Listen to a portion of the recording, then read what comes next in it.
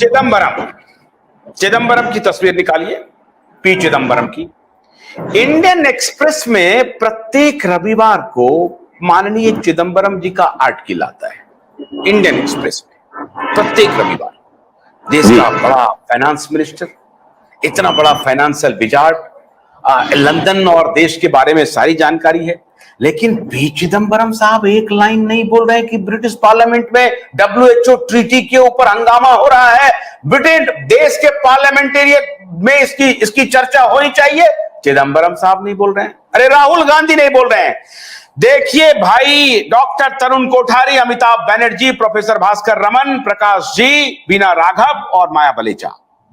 अब मैं डिबेट को सबके लिए ओपन कर रहा हूं। कौन आना चाहता है इस डिबेट में? आप हमें यह बताइए कि विपक्ष की जिम्मेदारी ज्यादा है या सरकार की जिम्मेदारी ज्यादा है इस बेईमानी के लिए, भारत को बर्बाद करने के लिए, तबाह करने के लिए? विपक्ष ने तो अपनी पूरी जिम्मेवारी छोड़ दी है, इनका तो अभी कोई लेना देना नहीं है। विपक्ष तो हमारे देश में है ही नहीं, पूरा डिबंक हो गया है। प्रोफेसर भास्कर रमन, आज तकनीक की बात नहीं करेंगे, ये पॉलिटिकल इशू है, तकनीक पर हम चर्चा कर चुके हैं।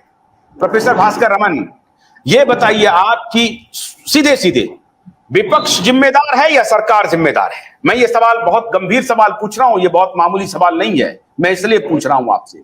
अगर if we are in a democracy then this question, then you will understand why I am asking this question. ये इंटरनल इश्यू नहीं है, ये एक्सटर्नल इश्यू है। तो दोनों जिम्मेदार हैं, क्योंकि भारत के जो सॉवरेनिटी जो है उसको बेचा जा रहा है। तो every Indian citizen is responsible, especially the elected politicians are responsible. They all need to unite to speak out against the WHO जो पावर ग्रैब कर रहा है, उसके अगेंस्ट बोलना चाहिए। डॉक्टर तरुण कोठारी जी सर, अगर हम बात करें, अभी प्रोफेसर भास्कर रमन ने कहा कि ये एक्सटर्नल इशू है और हमारे सोवरेनिटी का मामला हो गया है, हमारी संप्रभुता मामला हो गया है, और संप्रभुता हम गिरवी रखते जा रहे हैं, इसलिए सभी पॉलिटिशियन को यूनाइट होना चाहिए। आपको कोई आशा है इन पॉलिटिशियन से के यूनाइट होने की? पहली बात तो चाहे ये विपक्ष हो चाहे सत्ता पक्ष हो, दोनों इसके लिए जिम्मेदार हैं, और दोनों ही 50-50% जिम्मेदार है। क्योंकि जो गवर्नमेंट होती है, जो वर्तमान जो गवर्नमेंट जो भी है, वो अगर देश के अहित में कोई काम कर रही है तो जनता को जगाने की जिम्मेदारी विपक्ष के ऊपर आ जाती है।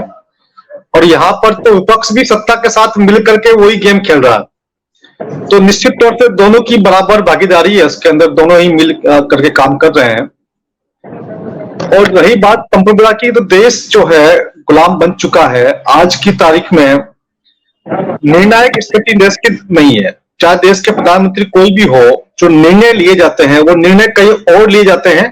प्रधानमंत्री जी उन निर्णय को हमारी भाषा में, हमारे शब्दों में आकर के जनता को बताते हैं कि हमने ये निर्णय लिया है।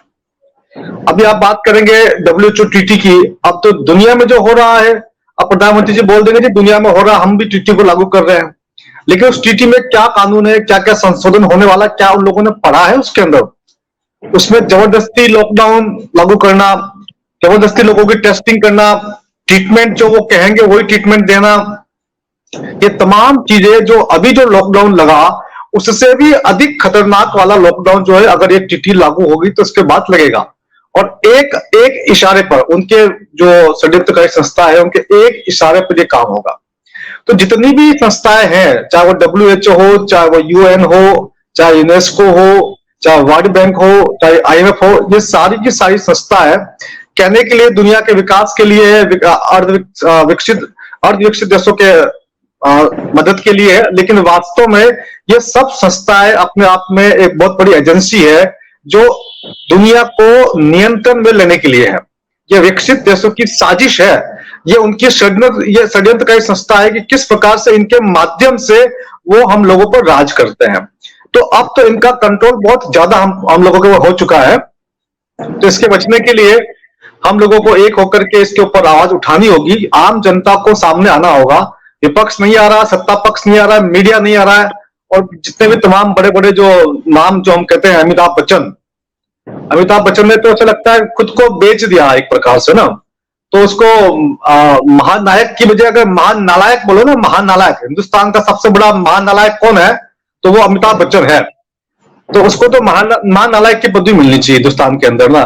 किस प्रकार से लोगों को डराया, धमकाया, बात बात पे अपनी जो हर एक मिनट में जब भी फोन करो कॉलर ट्यून बजेगी आपकी, और ये कॉलर ट्यून दोबारा बजनी शुरू हो गई है, फिर बजा। तो ये जिस प्रकार से काम कर रहे हैं पैसों के लोभ में अंधे होकर के, तो इनके ऊपर हमें कोई विश्वास नहीं बचा है, चाहे वो सत्ता पक्ष हो, चाहे विपक्ष हो, चाहे मीडिया हो, चाहे क्रिकेटर्स हो, चाहे ये मूवी वाले हो।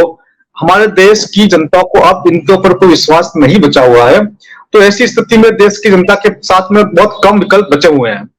तो या तो जनता सामने आकर के अपना खुद इसको विकल्प बनाए, अन्यथा तो 2024 के बाद, 25 के बाद 28 तक मान के चलिए ये देश पूरी तरह से, अभी तो अघोषित गुलाम है, उसके बाद तो घोषित रूप से गुलाम हो जाएगा।